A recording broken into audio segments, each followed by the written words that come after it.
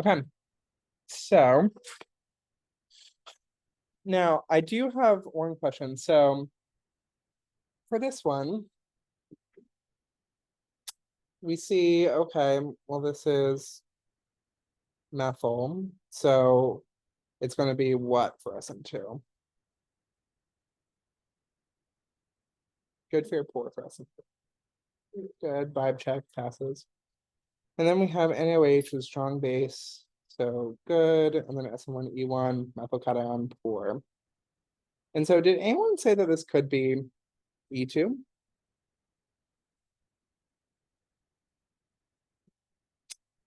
You're totally right. You could say it's.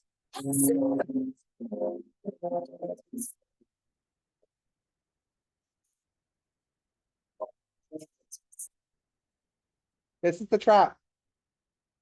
Why is it impossible? There's not even a second carbon. How could you make a carbon-carbon double bond? No, of course not. And this was what happens when we didn't do our reality check. We were delusional. We thought we could make an alkane out of thin air. And this is why we have to do our checks. This is not even poor, it's not applicable.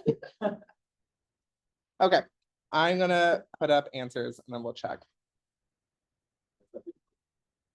Yes, with the timestamp.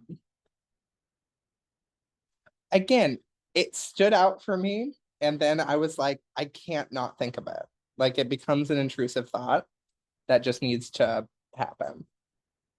But normally I like to wait for a student to ask it, and if a student asks it, it's like, oh my God, wait right here, I have a sound cue. But if they don't ask, then I will set it up.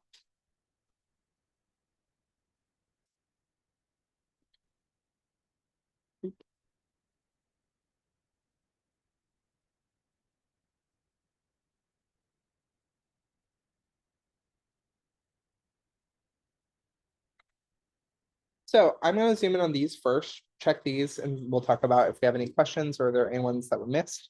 Because if it was missed, it's probably a question that more people have. And so be the brave soul.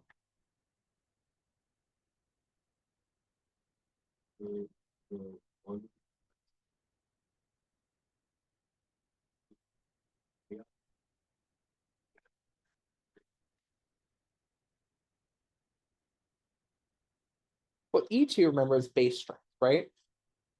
So ETOH, is that a good fair and poor base? This is the trick. If it was NaOET, this is the OET minus. HOET is neutral, no negative charge. And actually, this brings up, so I made y'all a little sheet, and it's ugly because I didn't have time to make the new one. So this is the substitution elimination things to look out for. It's kind of like the what to expect when you're expecting SN1, SN2, E1, E2 problem. Here I've just gone through everything that trips up students normally. Like what happens if you have multiple beta hydrogens? You need a beta hydrogen to exist. Otherwise, it can't happen. It's impossible. E2 on a ring. Oh my God, it's the example that we did earlier. H2SO4 with an alcohol, the benzylic position. And here we are, alcohols, HOET, MEOH, all these, and H2O, poor nucleophiles, weak bases. Alkoxides, OET minus, OME minus, and OH minus are good nucleophiles and strong bases. So it's a really common thing that students get tripped up on. Yes.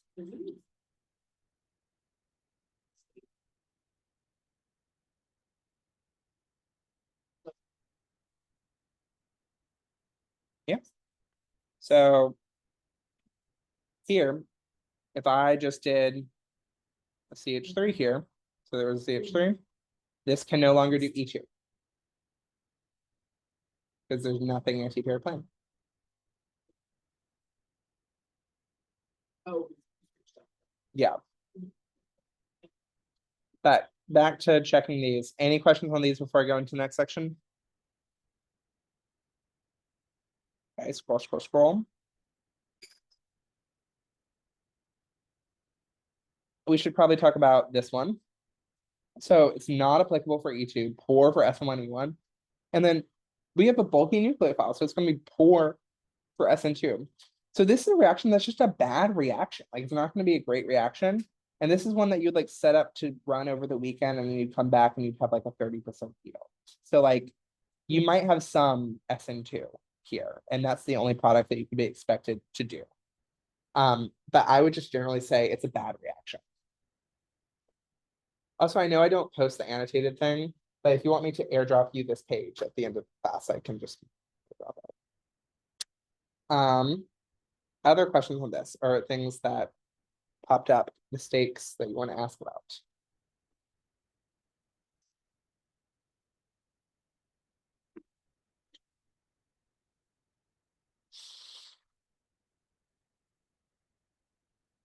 Be able to read that?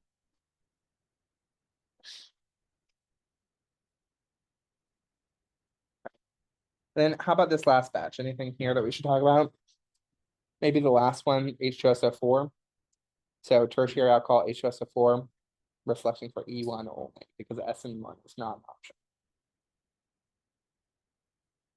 option. It's kind of just like learning the rules and doing it. And to be honest, I think that these lectures or like these types of reactions are really hard to teach because there are so many scenarios that you could run into. And honestly, of all the ones I've seen, I've scoured like dozens of organic chemistry textbooks.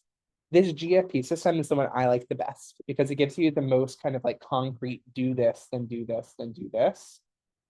Just to kind of like show you on the things to look out for. I just copy and pasted some things from different textbooks of like how they summarize it. And one of them just like does a lot of like bullet points and like thoughts on each one and like does not really get to this kind of issue of like how do you decide. This one has a flow chart that's like, yeah. And this is Klein's textbook, who's normally very thorough and straightforward. His textbook, I was like, girl, why do you think this is? But this whole thing is not practical, not practical.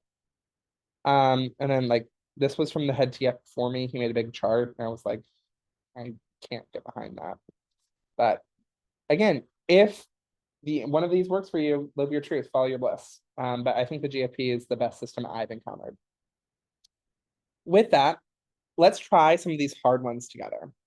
So let's try and look at, this is page 7. So this first one, let's do our SN2, E2, SN1, E1. SN2, is it good, fair, or poor? It's fair because it's secondary. Good. E2, is it good, fair, or poor?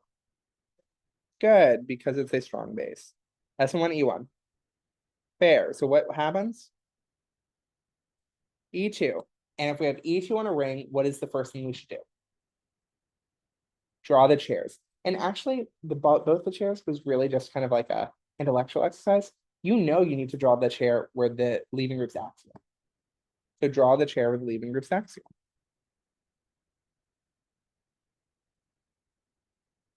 Tim was surprised at how well y'all did on the chairs. So I guess that's a good thing. Just that question. And then I graded 4 of them, or 4 of the questions. Jeremy and Matthew each had 2. I did the box problems and synthesis and functional groups page and the IUPAC naming page. They were fun. So bromine's up on axial up, then CH3 is an equatorial up next door. And so if we draw all of our beta hydrogens out, do we have options or do we only have one? We have options. So option 1 is in yellow here. That would be an anti-paraplanar beta hydrogen. Option 2 is in green here. So let's quickly just draw out both of them, what the product would be. So one of them is like this. And the other one is like this. Which one is going to be better? Or which one's going to be the major product? The left or the right? Why?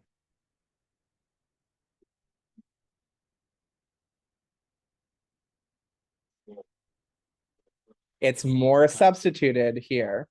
So it's more substituted substituted by Zaitse's rule, it's more stable. So that's going to be the major product. So if this question was only like only do the major product, then I'll kind of like shrink this one down. It's because there's a more substitute double bond. Like this has 2 hydrogens. This has 1 hydrogen. So our minor is over here and our major. It's right here. Great. Because this is planar. Like when you're on an sp2 carbon, it's trigonal planar. So you don't have to actually wedge anymore. Yeah. Okay, this next one, let's look at it. Now we have 2 OHs. Which is the one that you think is going to be more interesting here? The right. Let's try the right. And then if that wasn't the case, we could back up and try the left. But SN2, is it going to be good, fair, poor? Poor. Because it's tertiary and because we don't really have a nucleophile. For E2, good, fair, poor. How strong of a base is sulfuric acid? Poor. Great. SN1E1, good, fair, poor. Good, it's a tertiary. So we know that like we are going to get an intermediate here where we have HO, bum, bum, bum, bum. Now question, how is this carbocation different from this carbocation? The OH is there. And so normally when we see we're conking it, we think E1, right? Because there are no nucleophiles around. But in this case, the call is coming from inside the house. So just like the cyclic hemiacetal reaction, this is going to go and attack the carbocation. And we're going to form a 1, 2, 3, 4, 5 membered ring. So it's going to look like 3, 4, 5. 1, 2, 3, 4, 5. And on 5, we should have 2 methyls. And then there is a deprotonation step, but again, we don't care about the flow mechanism here because we're doing line reactions. So the product here is going to be the SN1 product. And over here, we have the E2 product. Last one real quick. So here, SN2, good, fair, poor.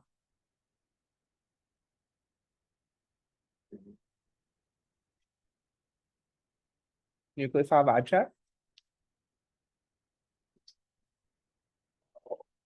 Who is she? Our old friend. Oh my gosh, Brynjerd, what are you doing here? Wow, so good to see you. So we're not even doing this at all. Like we're doing a Grignard. And then if we have a Grignard and H2O, what's gonna happen? To be like a wet Grignard reagent? No, why? Very basic. So all she's gonna do is grab an hydrogen. And so we get to make a pentagon. That's what we've done. But the reason I bring it up here is for the first exam, when you saw an alkyl halide, the only thing that you could do was make the Grignard or alkyl lithium, right? But now we have all of these other options for things to do with alkyl halides. And you're going to learn even more in lecture 7 for like alkyl halide things that happen. And so just being like, don't forget about her. She's still there, Miss Grignard. This will take some time to get like really proficient at it, but I hope that after section today, y'all are feeling a bit better about like the kind of meta scale of how do you determine which of the reactions, you have a better idea of what's important from the lecture. And I'll be sticking around answering some questions, but thank you all for coming to section and be on the lookout for the Calendly signups and for the midterm survey, okay? Thank y'all.